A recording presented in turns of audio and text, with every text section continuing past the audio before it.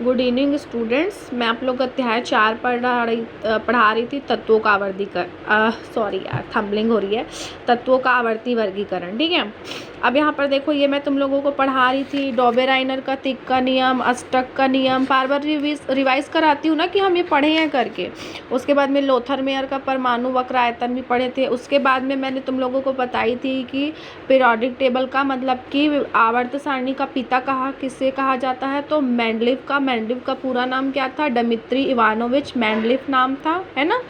और आपको बार बार बोलती हूँ कि सिर्फ वीडियो के भरोसे ना रहिए, सबके पास बुक है।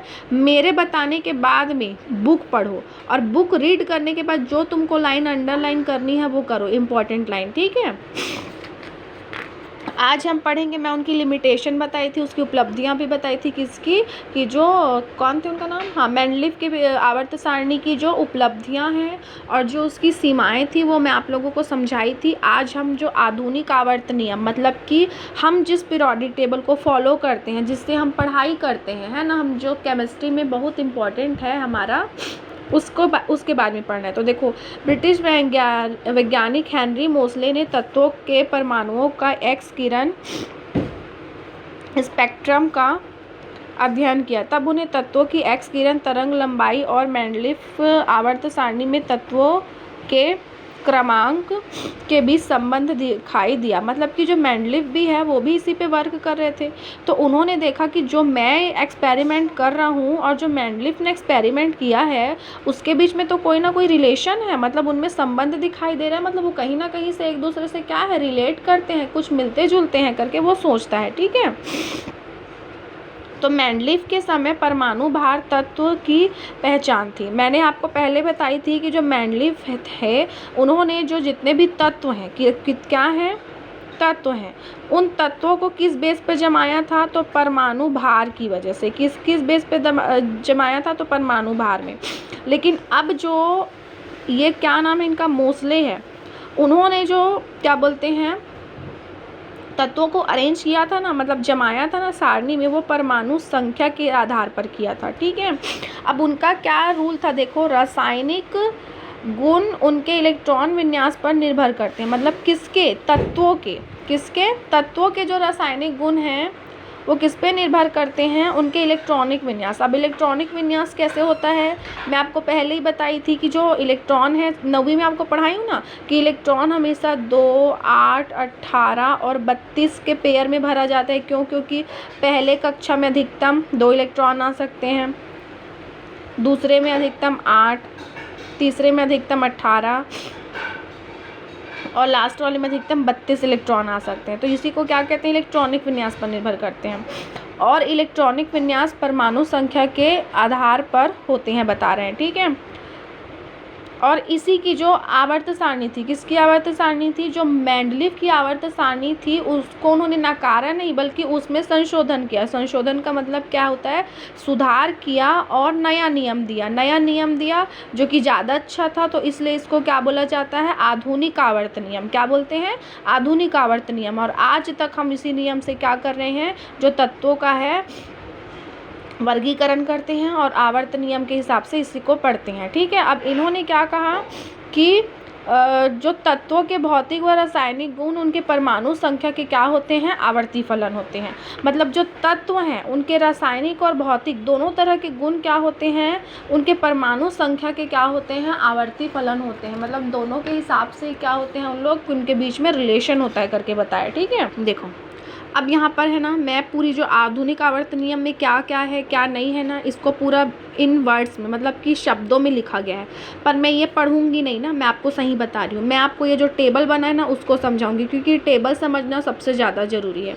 तो देखो, जब जो कौन थे, मोसले ने जब अपना टेबल बनाया था ना, मतलब कि आवर्त सारणी बनाई थी, तो उस समय 92 एलिमेंट्स थे।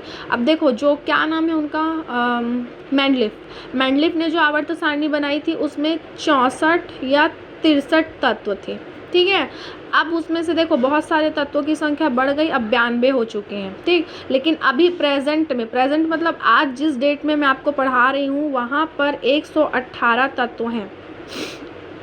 ठीक है। 118 तत्व क्या है इस आवर्त सारणी में उपस्थित हैं। ठीक है, तो अब मैं आपको टेबल पढ़ाती हूँ, तो आप लोग टेबल को बहुत अच्छे से देखिएगा। ठीक है, यहाँ पर देखो, ये आ गया हमारा आधुनिक आवर्त सारणी का टेबल। इसको थोड़ा सा ना पोर्ट्रेट करके पढ़ना ना तुम लोग, हॉरिजॉन्टल वगैरह करके, क्योंकि ऐसे में पूरे स्क्रीन में नहीं आ पाता है करके। ठीक है, तो यहाँ पर देखो आधुनिक आवर्त सारणी। अब आधुनिक आवर्त सारणी में ना सबसे पहले तो इसमें कितने समूह हैं और कितने आवर्त हैं ये पूछा जाता है। तो फिर से तुमको बता रही हूँ, ये जो खड़ी लाइनें दिख रही है इसको हम क्या बोलते हैं, समूह। क्या बोलते हैं इसको, समूह। और ये जो स्लिपिंग्स लाइन दिखाई दे रही है इसको हम क्या बोलते हैं, आवर्त। क्या बोलते हैं इसको, आवर्त बोलते हैं। ठीक है, अब जैसे काउंट करते हैं, गिनते हैं, यहाँ देखो, अब यहाँ पर देखो 1 से शुरू होता है ना, ये यहाँ पर नंबरिंग भी लिखी है, 1 2 3 4 5 6 7 8 9 10 11 12 13 14 15 16 17 18। मतलब जो क्या नाम है इनका, मोस्ले की आधुनिक आवर्त सारणी में कितने समूह होते हैं, तो 18 समूह होते हैं। और कितने आवर्त होते हैं, तो देख लो आवर्त कितने होते हैं, एक, यहाँ 1 से ही शुरू करते हैं ना, 1 2 3 4 5 6 7। कितने आवर्त हैं, 7 आवर्त हैं। मैं जितना ये तुम लोगों को देख के बता रही हूँ ना, उतना ही यहाँ पर ये सब पूरा डिटेल में लिखा गया है। ठीक है, तो इसलिए तुम लोगों को ये जो डब्बा समझना ना ज़्यादा ज़रूरी है। इसको समझ गए तो इतना नहीं पढ़ोगे तो भी चलेगा, लेकिन अगर इसको नहीं समझ में आया तो ये आपको रटना पड़ेगा। ठीक है, अब यहाँ पर देखो, पहले बताई थी कि जो क्या नाम है उनका, मेंडलीफ थे, उन्होंने तत्वों को किस आधार पर जमाया था, तो उनके परमाणु भार के हिसाब से जमाया था। और इन्होंने किस आधार पर जमाया है, तो परमाणु क्रमांक के हिसाब से। अब परमाणु क्रमांक क्या होता है, जब कोई ये परमाणु है, ये परमाणु का आकार होता है, परमाणु तुम लोग को 9वीं में बना के बहुत बताई थी ना, तो ये इस धन आयन में जितने भी मतलब कि प्रोटॉन होते हैं उसकी संख्या को ही क्या कहते हैं, उसका परमाणु क्रमांक। क्या कहते हैं उसका, परमाणु क्रमांक। और किसी परमाणु में जितने इलेक्ट्रॉन होते हैं उतने ही क्या होते हैं, प्रोटॉन होते हैं। और जो आवेशहीन न्यूट्रॉन होते हैं उनके नंबर कम या ज़्यादा होते रहते हैं। ठीक है, अब यहाँ पर देखो, इसको देखो, ये जो डिब्बा दिया हुआ है ना, इसमें और क्या क्या है, ये जो पूरा ग्रे कलर का दिख रहा है ना इधर लेफ्ट हैंड साइड में, ये देखो पूरा, ये सारे के सारे क्या है, धातुएं हैं। क्या है, सारे के सारे धातुएं हैं। ये जो वाइट कलर का बॉक्स दिख रहा है ना, ये क्या है, उपधातुएं। उपधातुएं का मतलब क्या होता है, जिनमें धातु और अधातु दोनों के ही गुण पाए जाते हैं, है ना, उसको हम क्या बोलते हैं, उपधातु कहते हैं।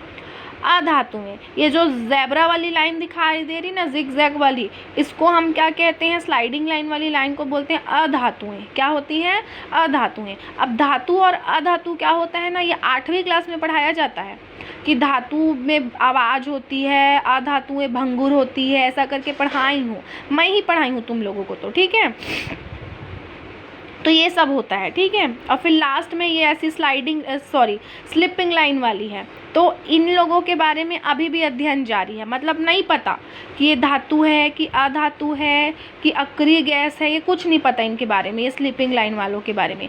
इसलिए इसको क्या लिखा है, अध्ययन जारी है। सभी के पास बुक है तो अपनी बुक में देखोगे ज़्यादा अच्छे से समझ आएगा। फिर नेक्स्ट है ये वाला, है ना, ये वाला क्या लिखा हुआ है देखो तो, नोबल गैसें। क्या लिखा हुआ है, नोबल गैसें। इसी को नोबल गैस बोलते हैं, अक्रिय गैस बोलते हैं, इसी को जीरो ग्रुप का मेंबर बोलते हैं। ये कहाँ पर है, ये आखिरी वाला 18। इस 18 में देखो 1 2 3 4 5 6 जो ये पूरी गैसें हैं ना, इनको नोबल गैस बोलते हैं। क्या बोलते हैं, नोबल गैस। नोबल का मतलब क्या होता है, निष्क्रिय गैस। क्योंकि ये जो है helium, neon, argon, krypton, xenon, radon, ये जो सारे तत्व हैं ना ही किसी के साथ में ना ही किसी के साथ में क्रिया करते हैं, ना ही उनके साथ में किसी के साथ में जुड़ते हैं। इसलिए इसको जीरो ग्रुप का मेंबर, मतलब जीरो समूह के सदस्य बोला जाता है, या अक्रिय गैस बोला जाता है, या क्या कहा जाता है, नोबल गैस। क्या कहा जाता है, नोबल गैस कहा जाता है। आया समझ में कि किसको किसको क्या कहते हैं। अभी फ़िलहाल मैं इतना ही पढ़ा रही हूँ, उसके आगे आपको टेबल को और बहुत सारा पढ़ाना है, जो कि मैं थोड़ी देर बाद आपको और भेज रही हूँ वीडियो, उसमें समझोगे आप लोग। ठीक है, चलो भेज रही हूँ ना, 2 मिनट।